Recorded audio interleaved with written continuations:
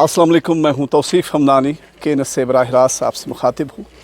अगर आप पिछले एक हफ़्ते का अपडेट देखेंगे जहां पर बरसग़ीर एक ऐसे मुश्किल से गुजरा है जिसमें दो आइटमी ताकतें सरापा थे और दस्ते गिरेबा थे, और उसका जो पस मंज़र है वो एक टेरर अटैक है। मेरे साथ इस वक्त डिस्ट्रिक्ट कुपवारा नेशनल कॉन्फ्रेंस के ज़िली सदर जो हमारे वादी लोलाब है वहाँ के MLA, सियासी तौर पर बहुत सारी ज़िम्मेदारियाँ हैं नेशनल कॉन्फ्रेंस क्योंकि इस वक्त बरसर इक़्तिदार है। हम इन्हीं से बात करेंगे। इस वक्त एक शेल्टर होम में देखने आए हैं। कैसर साहब, अपना वक्त देने के लिए बहुत बहुत शुक्रिया। आपका भी शुक्रिया। कैसर साहब, आप जिस तरह से आज आप घूम रहे हो शेल्टर होम्स में और तमाम चीज़ों को देखते हो, कल शाम को जो 5 बजे खबर आई, किस तरह की मसरत थी और किस तरह से आपने उस फैसले को देखा? देखिए, हम इसका वेलकम करते हैं क्योंकि कल से लोगों ने राहत की सांस ले ली है। पिछले दिनों जो हालात आप बाखबर हैं, लोग परेशान थे। मुझे नहीं लगता कोई सो पाए, नहीं कि सिर्फ जो ज़ीरो लाइन पे रहने वाले हैं, बल्कि हम भी यहाँ पे। तो लिहाजा ज़ाहिर सी बात है, जंग जो है ये तो तबाही, और वो भी जब दो न्यूक्लियर पावर आपस में एक दूसरे आमने सामने हों, तो जंग से तबाही ही हासिल हो सकती है।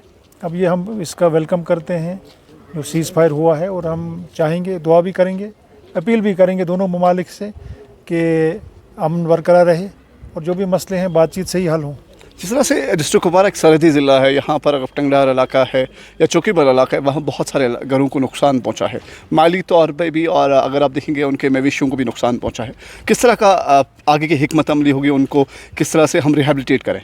देखिए, मैं सराहना करता हूँ उमर अब्दुल्ला साहब का, उनकी सरकार का, और यहाँ डिस्ट्रिक्ट इंतज़ामिया जो है उनकी भी सराहना करता हूँ, क्योंकि जब ये शुरू हुआ तो फौरी तौर जो उन्होंने तरजीह जो थी कि जान बचाने की, और जो ज़ीरो लाइन पर लोग हैं उनको सेफ़ जगहों पे पहुँचाने के लिए, तो उसके लिए जो ये शेल्टर होम्स जो है खड़े किए गए जंगी बुनियादों पर, और लोगों को वहाँ से निकाला गया। मैं आज यहाँ पहली बार नहीं आया हूँ, लगातार मैं यहीं हूँ, तब से मैं बिल्कुल ग्राउंड पे हूँ, खुद भी मॉनिटर कर रहा हूँ।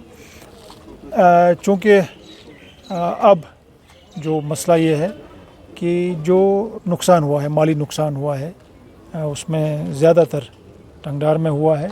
अब प्रायोरिटी यही रहेगी सरकार की कि उनकी बाज़ाबादकारी के लिए फौरी तौर इक़दाम उठाए जाए। कैसर साहब, अपना वक्त देने के लिए बहुत बहुत शुक्रिया, और नेशनल कॉन्फ्रेंस पर बहुत सारी सियासी जिम्मेदारियाँ भी हैं आगे।